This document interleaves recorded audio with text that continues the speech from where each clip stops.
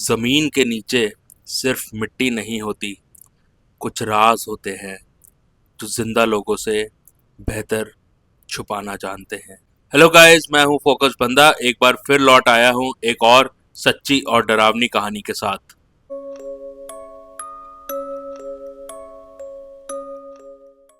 कहानी शुरू होती है एक छोटे सी जगह से, निर्वासपुर। ना ज्यादा मकान, ना ज्यादा लोग, लेकिन हर कोने में एक खामोशी, जैसे हवा भी बिना इजाजत के नहीं चलती हो। इस गांव के सबसे पुराना हिस्सा था उसका कब्रिस्तान।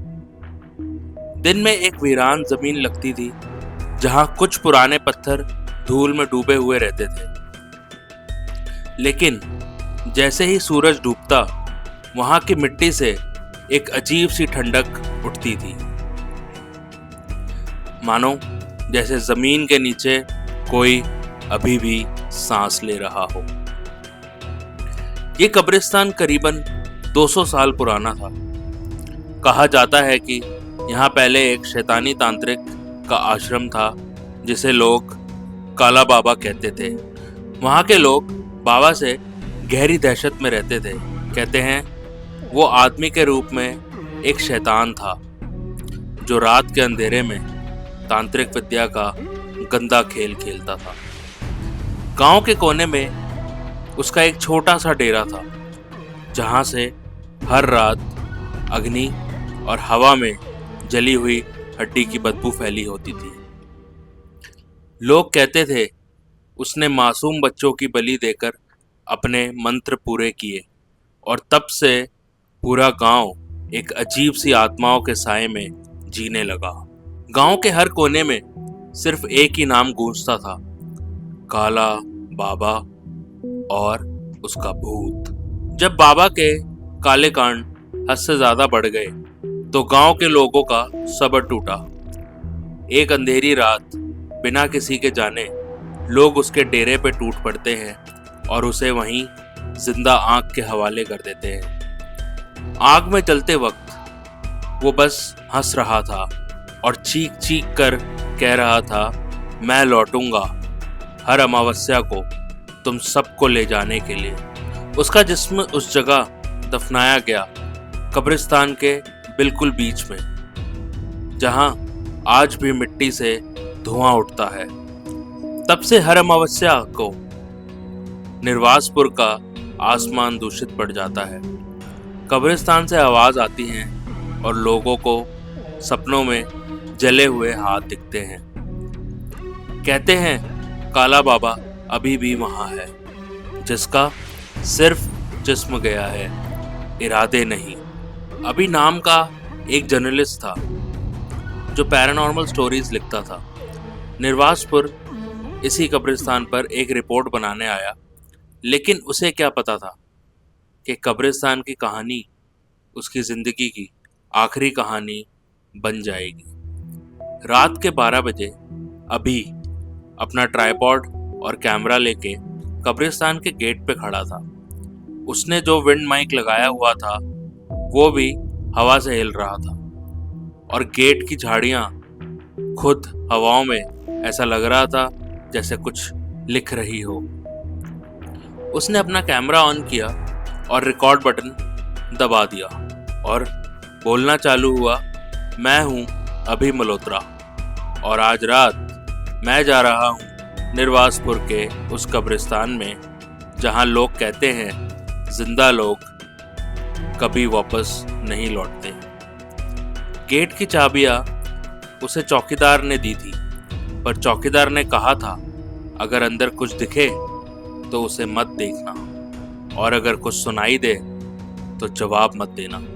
अभी ये सुनकर हंसने लगा और बोला, ये सब तो डराने के तरीके हैं, लेकिन जब उसने पहला कदम कब्रिस्तान के अंदर रखा, उसके माइक में एक हल्की सी चीख भी रिकॉर्ड हुई जो उसने उस वक्त नहीं सुनी थी। उसके बाद अभी ने कुछ नोटिस किया कि कब्रिस्तान में हर कब्र पे एक छोटा सा पत्थर था जिस पे नाम, तारीख और एक नंबर लिखा था। जब अभी अंदर गया, उसकी नज़र रुकी एक पुरानी आधी धसी हुई कब्र पे। जिसका नंबर था ग्रेव नंबर 99।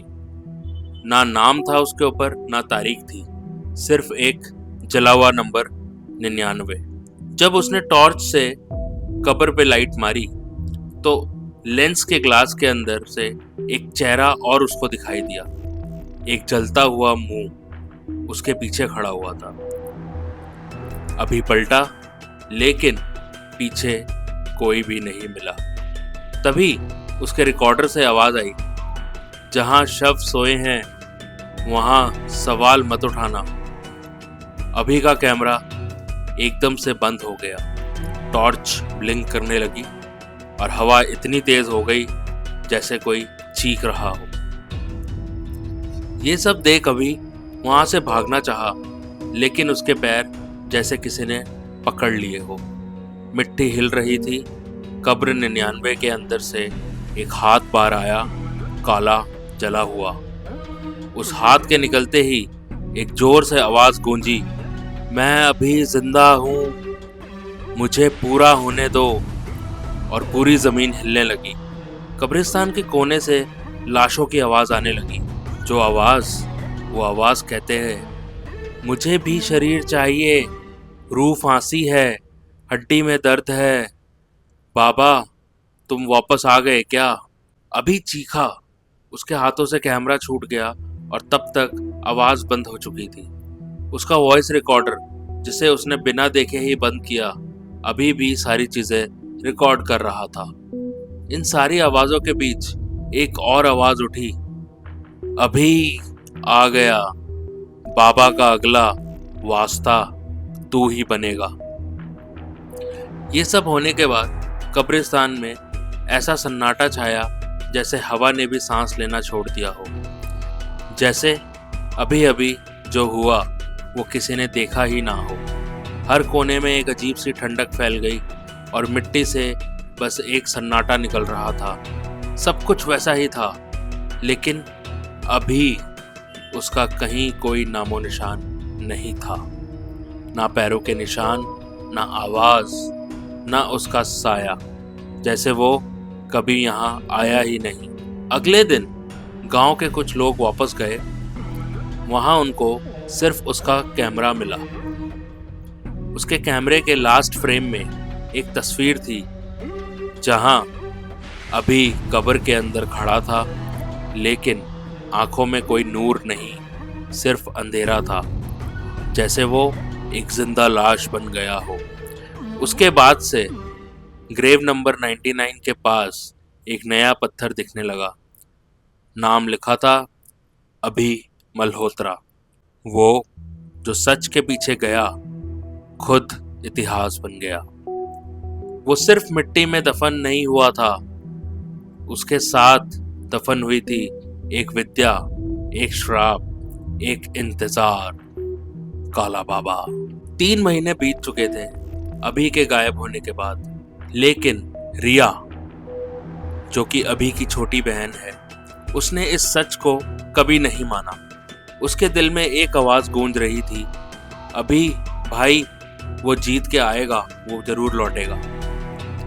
रिया भी जर्नलिस्ट थी और उसने कसम खाई थी कि सच सामने लाएगी।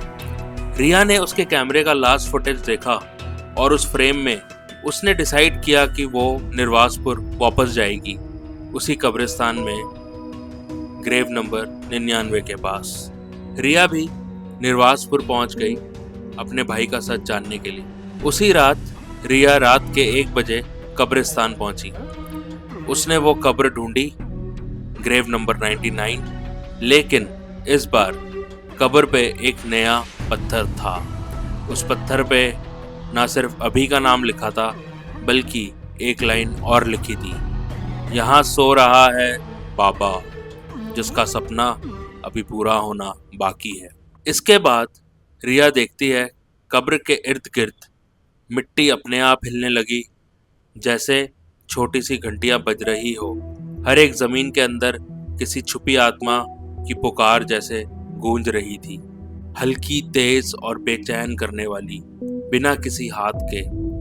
उसने टॉर्च से देखा, कब्र से एक पतला सा धुआं निकल रहा था और हवा में घूम रहा था, जैसे किसी रूह का शिकार कर रहा हो। तभी एक आवाज आती है, बिल्कुल अभी के जैसे, रिया वापस चली जाओ। ये सुनते ही रिया उस आवाज के पीछे भागती हुए कब्रिस्तान के एक कोने में चली गई, जहां एक गुफा जैसी अंधेरी जगह थी। वहां एक पुराना धुनी जल रहा था और उसके चारों तरफ मशान की हड्डियां से साइन बनाया हुआ था।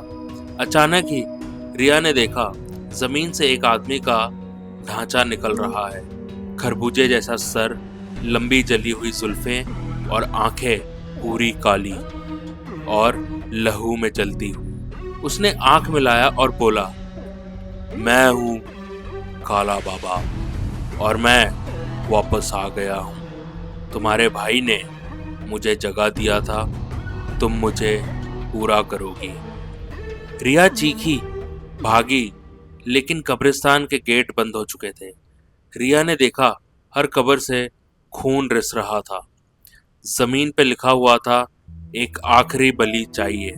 तभी रिया ने देखा एक पुराना किताब जो कब्र के पास पड़ी थी। उसमें लिखा था, बाबा एक विद्वान तांत्रिक था जो अमृत की तलाश में था।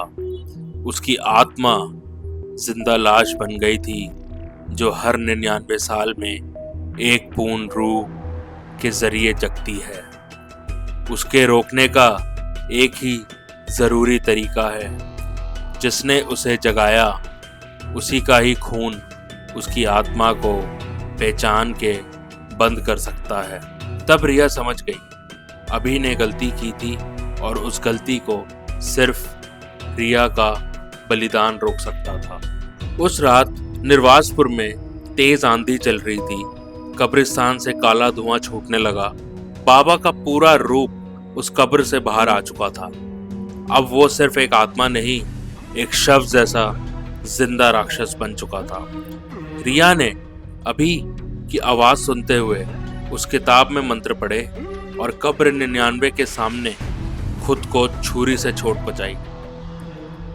बाबा चीखा जैसे कि एक ऐसी आवाज जिसमें 100 लाशों की चीख थी। पूरा कब्रिस्तान जल गया और सब कुछ अंधेरा हो गया। सुबह निर्वासपुर के लोगों ने देखा कब्रिस्तान अब एक जलकर राख बन चुका है। ना कोई कब्र, ना पत्थर, ना हड्डी, ना खून, लेकिन एक छोटी सी जली हुई तस्वीर मिली, रिया और अभी की। लेकिन उनके पीछे कोई तीसरा इंसान खड़ा मिला, काले कपड़ों में, जला हुआ मुंह, आंखों में अंधेरा और नीचे लिखा था, मैं अभी गया नहीं, बस रूप बदला है।